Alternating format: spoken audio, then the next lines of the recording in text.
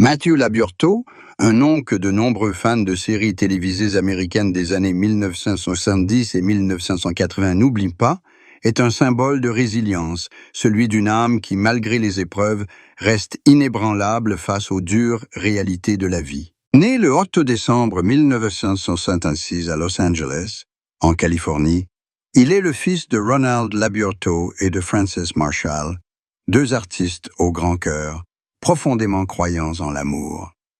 Pourtant, peu savent que, dès sa naissance, Matthew n'a pas eu la chance de connaître un départ aussi facile qu'on le pensait. Il a été adopté à l'âge de quelques mois seulement. À cette époque, le médecin avait prédit que cet enfant ne parlerait probablement jamais, qu'il présentait des signes d'autisme et qu'il pourrait avoir des difficultés de communication toute sa vie. Frances, sa mère adoptive aimante, a refusé d'accepter ce pronostic.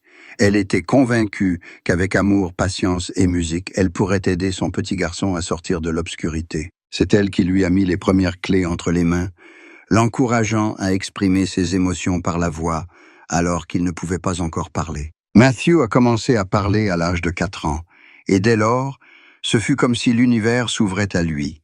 Il a révélé son talent naturel pour la comédie. À 10 ans, il est apparu dans des publicités télévisées et est rapidement devenu un visage familier grâce à la série à succès La Petite Maison dans la Prairie, où il incarnait Albert Ingalls, un orphelin adopté, un personnage au passé si douloureux qu'il semblait faire écho à la propre vie de Matthew. Ce qui a conquis le public, ce n'était pas seulement son jeu naturel, son regard chaleureux et sa voix douce, mais aussi l'authenticité des émotions qu'il transmettait. Matthew n'avait pas besoin de forcer ses larmes ou ses rires à l'écran.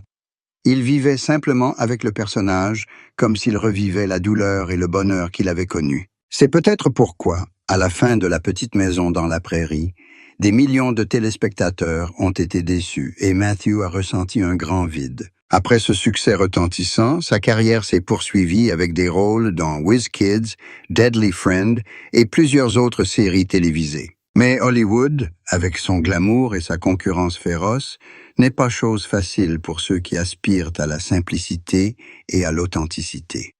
Matthew, autrefois apprécié pour son image pure, s'est peu à peu senti perdu dans un monde où la célébrité et le pouvoir étaient devenus la seule valeur. Il a confié un jour avoir eu l'impression que le monde entier allait trop vite et que j'étais encore prisonnier des souvenirs d'un garçon de Walnut Grove. Les années suivantes, Matthew a choisi de se tenir à l'écart du tumulte. Il n'a pas complètement disparu, mais il a refusé les rôles qui ne lui convenaient pas, évité les scandales et mené une vie plus privée. Son silence a suscité la curiosité de la presse et des fans, et beaucoup ont supposé qu'il s'était retiré pour des raisons de santé. Et c'était vrai. Des années plus tard, Matthew a admis avoir traversé une grave dépression. La plus grande tristesse de sa vie provenait non seulement de la solitude qu'il ressentait dans le milieu du spectacle, mais aussi d'un sentiment de déconnexion avec lui-même. Habitué aux compliments depuis son enfance, il portait le poids de la perfection, de l'obligation de toujours plaire aux autres, mais au fond, c'était une personne sensible et vulnérable. Matthew a confié qu'après la fin du tournage de La Petite Maison dans la Prairie, il avait eu l'impression d'avoir perdu une partie de lui-même. « Je ne savais plus qui j'étais en dehors du personnage d'Albert », a-t-il admis.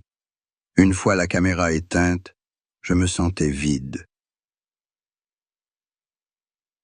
C'est à cette époque qu'il a trouvé refuge dans la musique.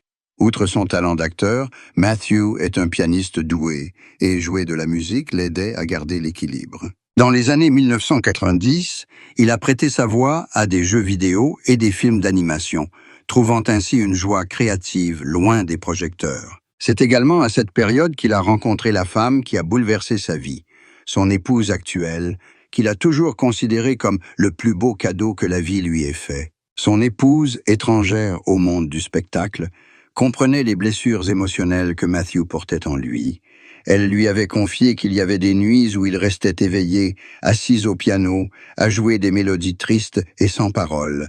Il n'avait pas besoin de parler, disait-elle. Je savais simplement qu'il était confronté à son passé. À ses yeux, Matthew est un homme sincère, qui ne cache pas ses émotions mais garde toujours sa souffrance pour lui, ne voulant pas inquiéter les autres. Concernant sa santé, Matthew a connu de nombreux problèmes cardiaques et de tensions nerveuses, conséquence d'un travail continu dans un environnement stressant depuis son enfance. Il a également souffert d'insomnie chronique qui l'ont affaibli pendant un temps. Cependant, grâce au soutien de sa famille et surtout de sa femme dévouée, il a peu à peu retrouvé son équilibre. C'est elle qui l'a aidé à comprendre qu'il n'est pas toujours nécessaire d'être forte en public, que la faiblesse fait aussi partie de la condition humaine. À 58 ans, Matthew Labiorto ne recherche plus la célébrité. Il a choisi une vie paisible en Californie, loin du tumulte d'Hollywood. Il passe son temps à dessiner, à jouer de la musique et à assister de temps à autre à des réunions avec les acteurs de la petite maison dans la prairie. Ces moments l'émeuvent profondément, car ils lui rappellent sa jeunesse et les amis qui ont jalonné sa vie, laissant derrière eux des souvenirs indissociables. Matthew reste toujours prudent avec la presse. Il parle rarement de sa vie privée, mais dans une récente interview, il a confié pour la première fois sa plus grande tristesse. Ce n'était pas la perte de biens matériels ou de la célébrité, mais le fait de ne pas avoir osé vivre pleinement ses émotions. Il a déclaré « J'ai passé tellement d'années à essayer de plaire aux autres que j'ai oublié ce dont j'avais besoin. »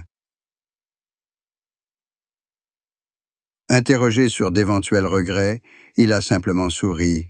« Non, car sans ces années, je n'aurais pas compris la valeur de la paix. »